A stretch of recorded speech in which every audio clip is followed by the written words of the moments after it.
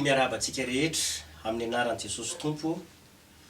Mbola notain'Andriamanitra isika ka afaka mbola mifampihaona sy mifampaherindray amin'ny alalan'ity fandaharana izay efa fanarakitsika ity.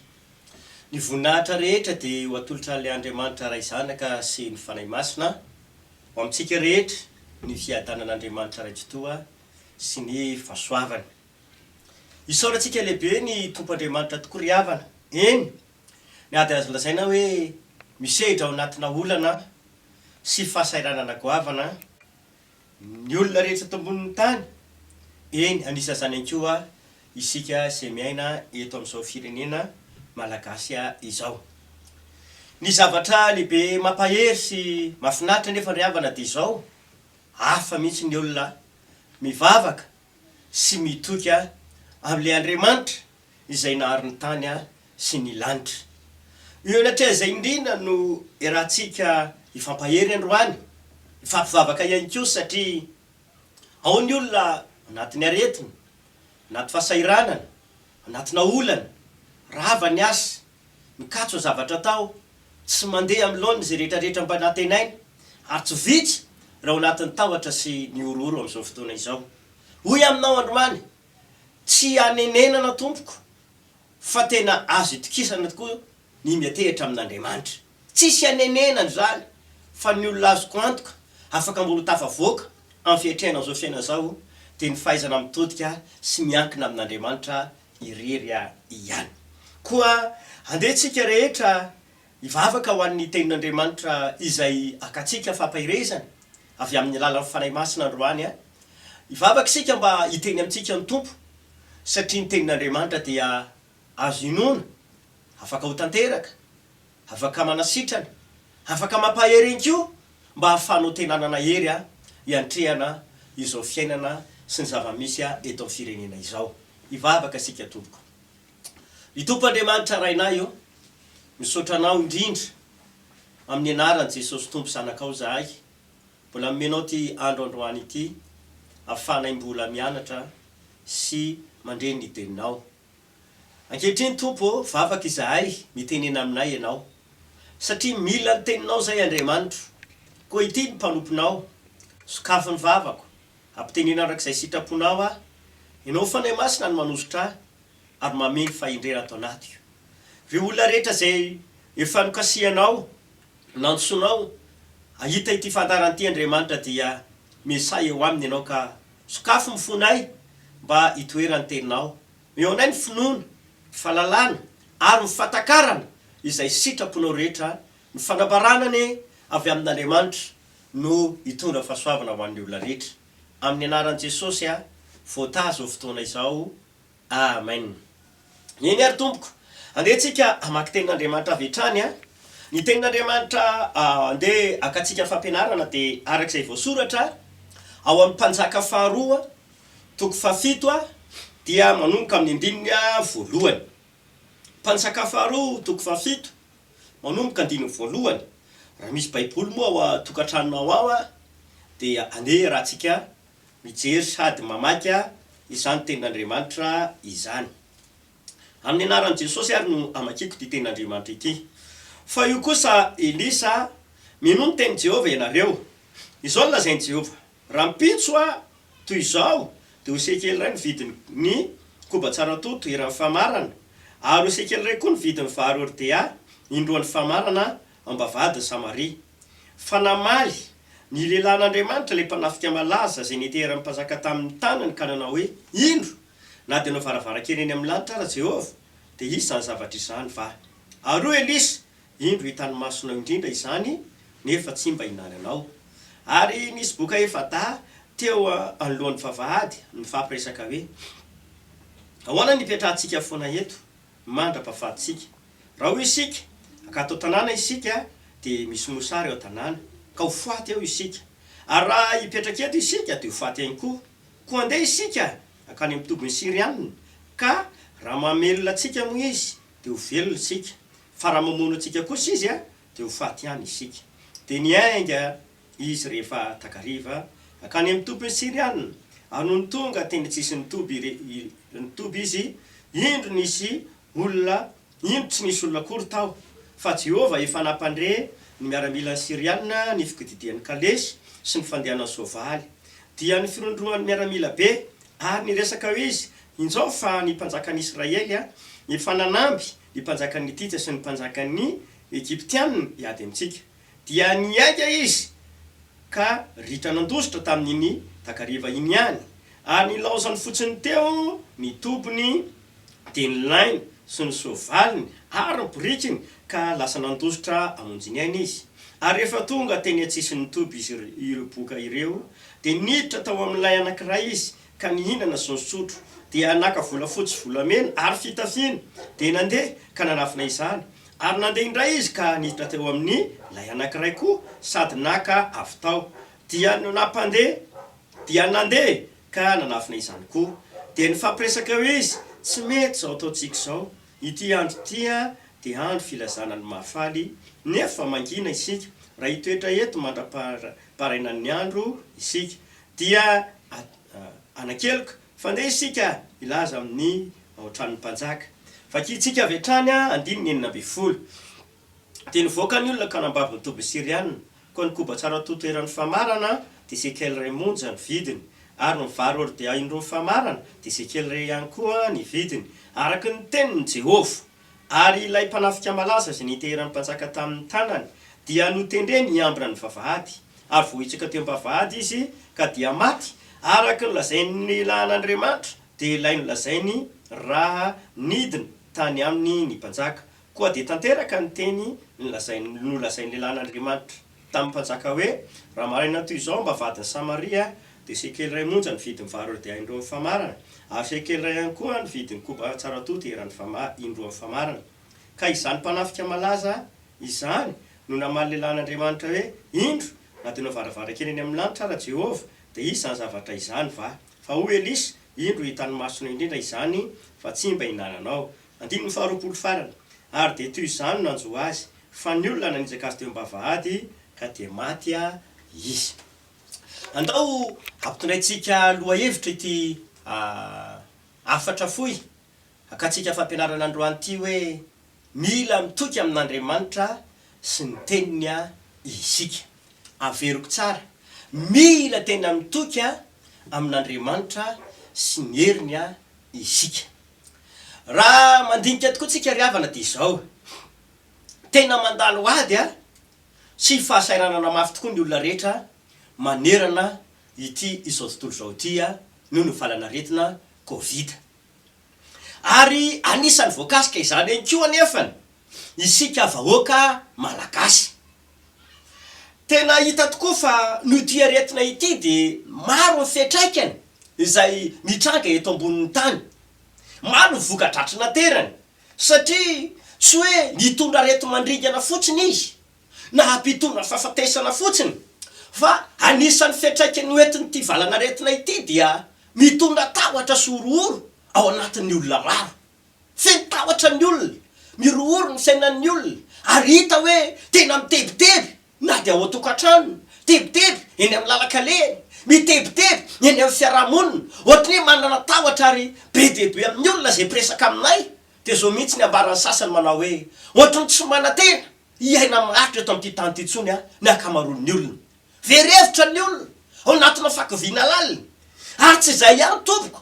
no fiatraikany zay nentiny izao valanaretina izao fa anisany ihany koa ny faravana ravany ny asa fivelomana mikatso ny asa fivelomana ravany fidiram-bola tsy mandeha amin'ny lohan'ny intsony eny na ny fifandraisana samy olona aza dia tena azo lazaina fa tena potika sy rava manoloana ny voka-dratsy nateraka izao aretina izao ary ity ny tena ratsy indrindra ry havana hatrany amin'ny resaka tontolo ara-panahy be tompoko mifetraika zany teo amin'ny laza fa olon'Andriamanitra ravany ara-panahin'ny olona tsy manana fanantenana intsony ny akamaroan'ny olona kanefany ny ampaherezako anao anio amin'ny alalan'izao afatra ampitondrain'Andriamanitra zao dia ity eo anatria zany rehetrarehetra izany dia mila fantatrao ny lanjany atao hoe zanak'Andriamanitra marina ary tena olo marina ianao dia isarika anao ahako zay milaza fa tena kristianina zay milaza fa efa zanak'Andriamanitra tena olon'Andriamanitra marina. Ny zavatra tsapa sy hita de maro areo olon'Andriamanitra, maro areo laza fa zanak'Andriamanitra no tady ho tratra zany firororona sy tahotra zany ihany koa ny fiainany. Mitebiteby ihany koa izy, feno tahotra ny fiainany, tsy manana fanantenana, kivy tanteraka tahaka ireo olona izay mbola lavitra an'Andriamanitra any izy. Fahafantarako azy ry havana, ny mahatonga an'ireo olona zay milaza fa mivavaka, mahatonga an'ireo olona zay milaza fa olon'Andriamanitra sy zanak'Andriamanitra tena matahotra sy mirohoro dia arak'ilay lazainy Jesosy any amin'ny filazantsarany Marka 4:12 any, 14:20 de madio sy hevitra anareo izy, ny tsy fahafantaranareo ny tenin'Andriamanitra na hoe soratra masina sy ilay herin'Andriamanitra. Izany hoe rehefa tsy tena mahafantatra ny tenin'Andriamanitra ny olona, tsy mahafantatra landra ny herin'Andriamanitra ny olona, tsy tena malala marina ny tenin'Andriamanitra sy ny sitrapony ny olona, dia iorohoro sy atahotra eto amin'ity tany ity. Fa miantso anao aho, na inona zavatra misy, na inona zavatra mitranga, na inona zavatra miseho amin'izao vanim-potoana misy antsika izao, dia izao: mila mahay mitoky amin'Andriamanitra sy ny teniny foana isika. Mila mahay tena mitoetra sy matoky an'Andriamanitra sy ny teniny foana itsika ho iaho.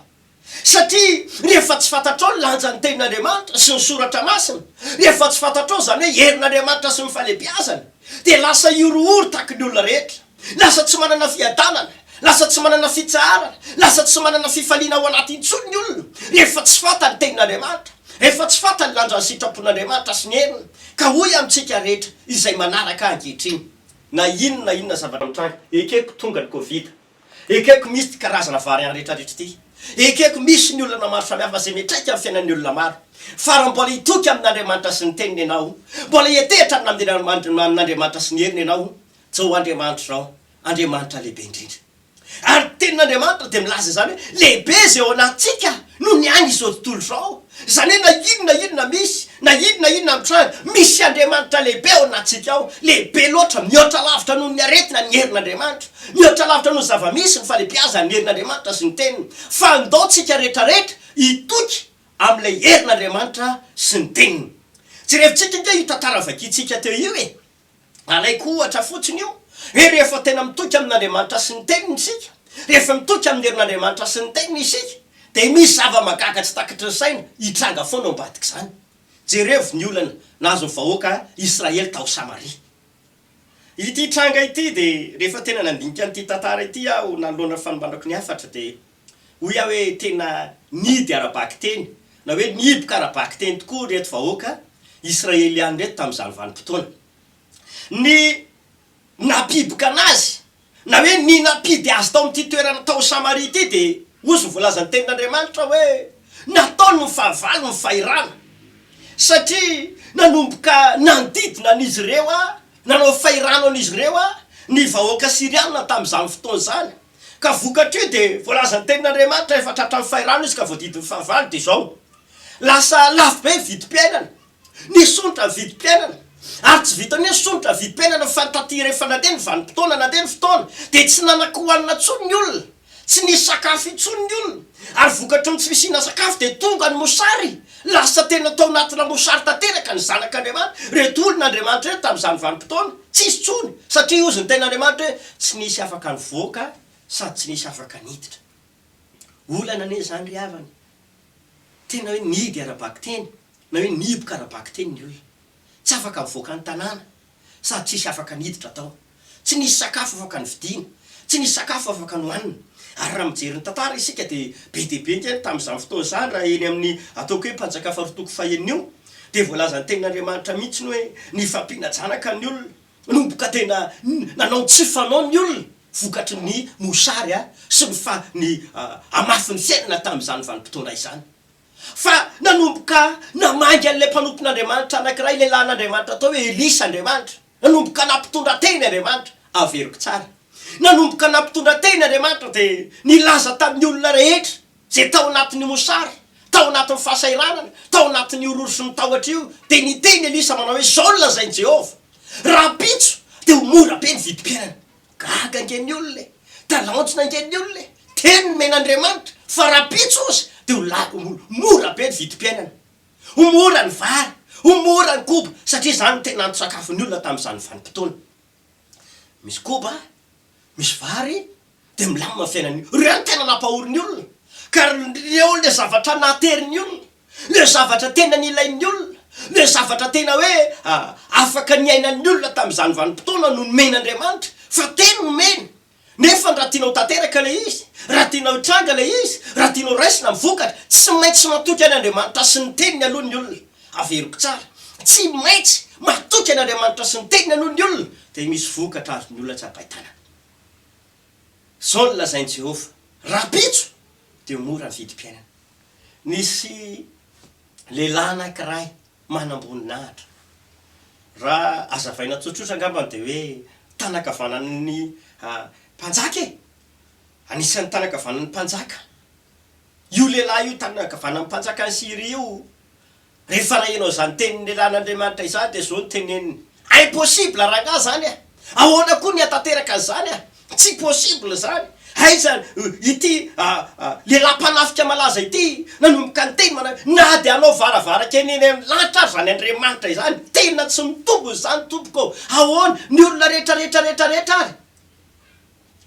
Ny olona rehetra eto amin'ity tany ity tsy misy sakafo. Zavatra tsisy nininana tsony na ny amin'ny fitoerana fitobian'ny sakafo azy, na ny amin'ny toerana fanangonana ary tsisy nininana intsony. Ity lehilahy anankiray zay ataoko hoe ny ateran'ny mpanjaka ity. Nanomboka nitsokatra ny vava de niteny tamin'ny olona rehetra izy tao ambadika filazana Elisy. Tsy mitombo zany e, impossible. Na inona tsy mitombona. Raha pitso ve de ho mora mividy sakafo. Fa zao ny teneniny Elisy, indro hitany masonao indrindra izany fa ianao kosa tsy mba hina. Fa izao no nampahery be. Nisy boka efata. Ny boka de olona tao anatin'ny aretina tsy sitrapanafody. Ny boka de tao anatin'ny faniklia amin'ny fiarahamonina. Ny boka de natokatoka-monina fa tsy afaka niararo tamin'izany izy. Ny boka de nieritreritra fananaretina mandrapahafatiny.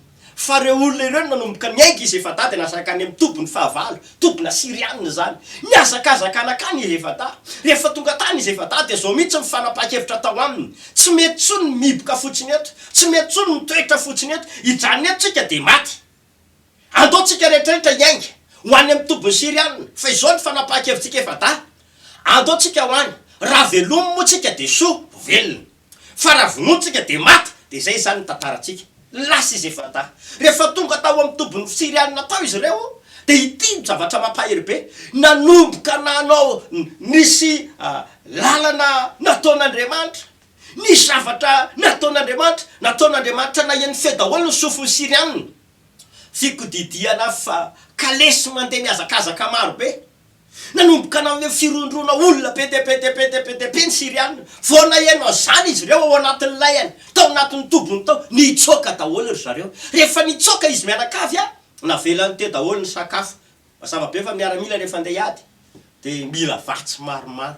Mety vatsy amam-bolana mihitsy, mety vatsy aman'andro maro. Sakafo, fitafiana, ny fitaovam-piadiana, rehetra no manina tao daholo. Natao vatsy hoentina nafika tany nady. Na velany teo zany zavatra rehetrarehetra zany, fa niainy no fonjena. Rehefa tonga reto boka efata reto, niditra tamina toby anankiray. Inona hoy izy nareo zavatra nitranga?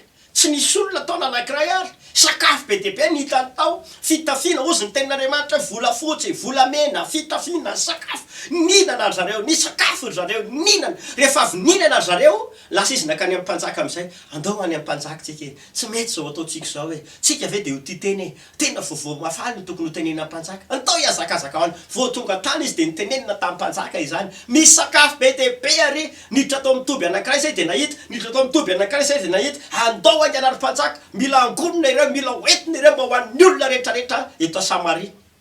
Tonga nangonina ny entana. Vita izay. Nampiatso mpanjaka. Fa raha pitso de amidy eo mba vady ry sakafo reo. Lay lehilahy fitenan'ny mpanjaka izay azo lazaina fa tanakavanana no natao niambina ny vavahady tamin'izany vanim-potoana. Fa inona hoy izy nareo? Io lehilahy io zay nieritreritra mihitsy fa tsy hisy zany. Io lehilahy io zay niteny mihitsy fa tsy tanteraka zany. Io no natao niambina ny vavahady. Tanteraka le tenin'Andriamanitra. Satria nividy ny olona, ninana ny olona, samy nahazo ny anjarany olona. Tiako atongavana amin'ity maraina ity de izao. Manoloana zao tranga misy iainantsika eto ambonin'ny tany ary iainantsika vahoaka malagasy ihany koa dia izao ny zavatra lehibe ampahiriziko. Andriamanitra dia manamarina ny teniny. Ny olona anankiray rehefa tsy mahafantatra ny famarinana ny tenin'Andriamanitra, tsy mahalala ny fahalehibeazan'ny herin'Andriamanitra, dia arak'ilay nitenen'i Jesosy ao amin'ny Marka 12:4 teo hoe diso hevitra ny olona rehefa tsy mahafantatra ny soratra masina, diso hevitra ny olona rehefa tsy mahafantatra ny herin'Andriamanitra. Fa andaontsika rehetrarehetra tena hitodika amin'Andriamanitra. Zao ny vanim-potoana tompoko, tena hitodihana amin'Andriamanitra, hianteherana amin'Andriamanitra. Koa hoy amintsika rehetrarehetra, na inona misy, na inona mitranga, dia zao mino fa Andriamanitra dia marina. Marina ny amin'izay teneniny, mahatateraka izay lazainy izy, tsy mba mandainga Andriamanitra. Na be dia be ary no zavatra tenenin'ny olona sasany any ambadika any izay tsy manana fandresentahatra. Be dia be lazain'ny olona any ambadika any izay tsy mino an'izany, dia miantso antsika rehetrarehetra kosa ny ahako. Mety ao anatin'ny fahasahiranana tokoa ianao, ao anatin'ny aretina ianao, ao anaty olana ianao. Andriamanitra tompoko dia marina amin'ny teniny. Rehefa niteny izy manao hoe aza matahotra ianao, dia aza matahotra. Fa ianao dia tsy maintsy vonjen'Andriamanitra ianao. Andriamanitra tsy mandainga. Jereo ny ety tantara ity tanteraka tokoa famarinana ten'Andriamanitra raha pitso dia mora be ny vidin'ny vary, mora be ny vidin'ny koba. Nanana fomba fiasa maro, nanana fomba hetsika nananatanterahana sy nanamarinana zany teniny zany Andriamanitra. Ary rehefa mino ny olona dia tanteraka le izy. Ka voalohany indrindra ary ahoana ary na tonga atsika afaka ny tena hoe hitoky amin'Andriamanitra sy ny teniny. Ahoana na tonga atsika afaka handray vokatra amin'ny alalan'izany. Voalohany indrindra ry abana dia izao aloha, tsy maintsy averiko tsara, tsy maintsy misy finoana aloha aminao fa misy Andriamanitra. Tsy maintsy ho iaho, tsy maintsy misy finoana ao aminao, satria raha mino anao dia ozy ny Baiboly hoe ahita ny voninahitra Andriamanitra. Tsy maintsy misy finoana aloha ao aminao.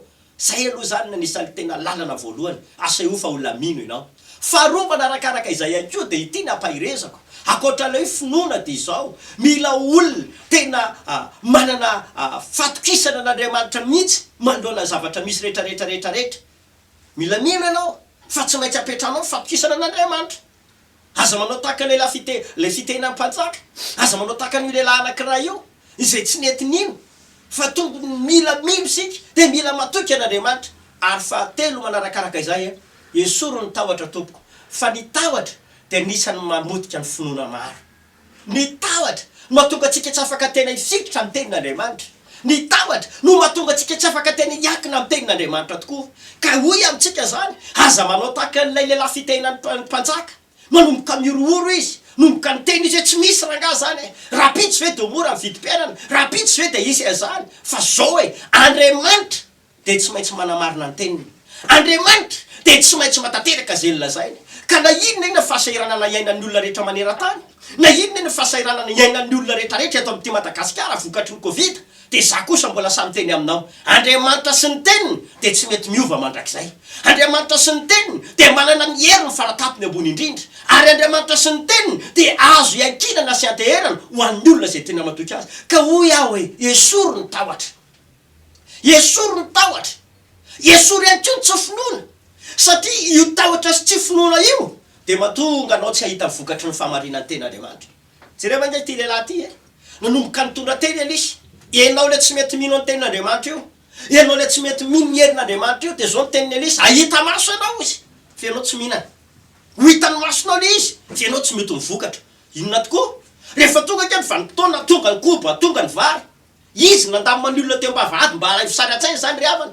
Izy mandamina ery ambavahady ery ny olona nonako, ny olona tsy nanako hoaninako, ny olona efa nona tsy azo alamy mavetivety zany, mety hifamompaka ny olona. Ary rehefa nanomboka nitsofoka raha lehilahy andeha mba hoe andamina ny olona rehetrarehetra, nisisika ny olona teo ambavahady. Rehefa nisisika ny olona, izy nahita maso aloha noho ny reto vahoaka be dia be tao velony vavahady. Vao nanomboka nisisika ny olona, nitsakitsahan'ny olona teo izy, nitsakitsahan'ny olona teo izy. Dia tanteraka ny teny lehilahy n'Andriamanitra hoe ianao mahita masona fa tsy mihinana akory. Ry havanao, rehefa tsy mino ny tenin'Andriamanitra ny olona dia tsy mandray mivokatra ary izy fiatraikany ratsy eo amin'ny fiaina zany. Maty raha lehilahy satria tsy nety nino ny tenin'Andriamanitra, tsy nety natoky ny herin'Andriamanitra. Maty izy vokatra izay tsy finoana.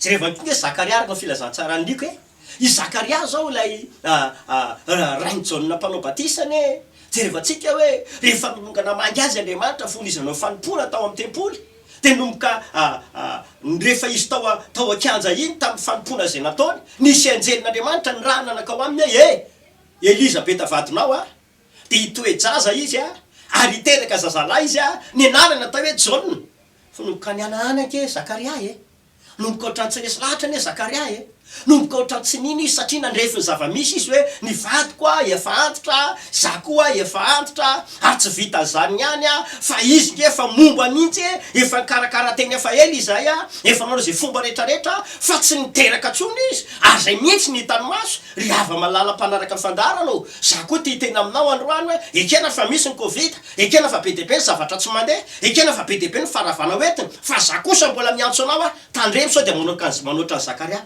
ity lehilahy ty olona mpivavaka ity lehilahy ty olona manompo an'Andriamanitra ity lehilahy ty ka olon'Andriamanitra fa tamin'ny vanim-potoana rehefa hitany hoe tokony tsy hiteraka tsony ny vadiny tsy niety nintsony izy niala tao amin'ny finoana niala tao aminy le fatokisana an'Andriamanitra de izay nampianaranako antsika androany hoe mila matoky an'Andriamanitra sy ny herin'ny teniny isika manoloana zao zavamisy atrehatrika izao tandremo satria vokatra ny tsy finoany Zakaria vokatra ny tsy finoany le teny nampitondrain'Andriamanitra le anjely te zao tenenindreo homona ianao zany mandrapatateraky le teny nampitondrain'Andriamanitra zay tsy maintsy ho amarinina homona fa tsika onona ve zany hoe mandrapateraky Elizabeta de tao anatiny zany hoe mona zany ty lehilahy nefa lehilahy ny teny hatramin'izy lehibe ny teny olona misokatra ohatry ny olona rehetra vavany fa vokatra ilay tsy finoana ny tenin'Andriamanitra de nitao lasa mona tanteraka tsy ny teny mivavany satria tsy mety mino ny tenin'Andriamanitra de zay mba tonga anahako hisarika atsika androany hoe tandremo iaho sao de anisan'ny olona tsy mino taka le lehilahy fetena mpanjaka tandremo sao de tsy mino taka lehilahy atao hoe Zakaria fa malahelo Andriamanitra fa rehefa mino sady matoky an'Andriamanitra sy ny teniny isika de zao vanim-potoana zao mihitsy ozy ny baiboly zao ny fotoanandro ho ampisehoan'Andriamanitra ny heriny afaka ampiseho ny heriny ny fiainantsika Andriamanitra afaka ampiseho ny falebiazana ny fiainantsika Andriamanitra ty jorovavimbelona kely amintsika ako am'izao vanim-potoana zao be deabe ny olona miona aminay isanandro isanandro ao anatin'ny aretina tena efa hoe arabaky teny hoe ohatrany efa andeha ho any amin'ny fahafatesana ve sa ahoana fa Andriamanitra de marina hoe mpanasitrana aretina rehetra izy atao mivavaka be deabe amin'ireny olona ireny sitrana tanteraka arabaky teny be deabe ny olona tena mikatso ny fiainana tsy mandeha ny fiainana tena ao anaty fahaseranana fa zay resy lahatra Andriamanitra de Andriamanitra mpamaha olana Andriamanitra de Andriamanitra mahay zavatra rehetra ataonay mivavaka ho an'ny olona be deabe amin'ireny olona ireny tahaka namonjen'Andriamanitra vahoaka Israely tao Samaria no vahan'Andriamanitra tao vao magaga ny olana ary tena nahita ny tanan'Andriamanitra sy ny heriny ka ho faraparanako ary ny afatra tiako anentanana antsika farany ty zao fotoana itodiana amin'Andriamanitra zao tena miankina amin'Andriamanitra ary atao ino zay teneniny isika fa zany no tonga atsika ahita famonjen'Andriamanitra lehibe farany numéro téléphone koa sy ifandraisanay aminao mo raha ifandray aminay ianao na mila vavaka torevitra de io fa mivata fahitalavitra io izany afaka miantso anay ianao aza misalasala mihitsy fa fonony say anampy anao sy vavaka ho anao ny fandaran'ny fotoam-bavaka moa zany de ho hitatsika amin'ny lalan'iny ihany arakaraka ny fifany zava-misy eto amin'ny tany sy ny firenena ka vavaka sika amin'izao fotoana marary ve ianao ndao ino fa Andriamanitra mavonjy mpanasitrana izy manana olana ianao ataovy amin'ny fonao koa ny tananao fa mpamaha olana Andriamanitra taka namaha ny olona tao Samaria de zany koa ny amany ny olanao amin'izao fotoana zao ho tahina ataoko sika rehetra raha inay izay ny an-danitro sotranao amin'ny anaran'i Jesosy ahako ny amin'ny teny nampitondrainao mankasitraka tombo tsara indrindra satria mino fa ho marina zay teny nampitondrainao androany hoe mila mitoky amin'Andriamanitra sy ny teniny izahay tompo Andriamanitra amonjy anay ianao tahaka namonjenao vahoaka tao Samaria amin'ny anaran'i Jesosy niza marary didina ny arety mandringany miala ao anatin'ny vatan'ny olona le foko amin'ny anaran'i Jesosy ny aretina mampahory ny aretina mandringana ny olona ravaina amin'ny anaran'i Jesosy Kristy ary le dia kapoka tamin'i Jesosy de manasitrana zay marary rehetra tahiko ny olona ho sitrana ary zay ao anatina olana fasairanana mandalo hoaty sarotra amin'izao fotoana zao amin'ny anaran'i Jesosy tahiko ny olona rehetra vahan'Andriamanitra ny olana tahaka namonjen'Andriamanitra vahoaka ny Samaria no amonjen'Andriamanitra ny olona maro zay ao anaty fasairanana amin'izao fotoana zao raina izay ny an-danitro mankasitraka anao ahako tahiko amin'ny anaran'i Jesosy mpandresy mivada olo ny olona rehetra mankasitraka tompo amin'ny anaran'i Jesosy amen. Eny tompo koa zay moa zany ny afatra netiko atsika androany dia manao velomantsika samia ho tain'Andriamanitra. Mirahaso tompoko.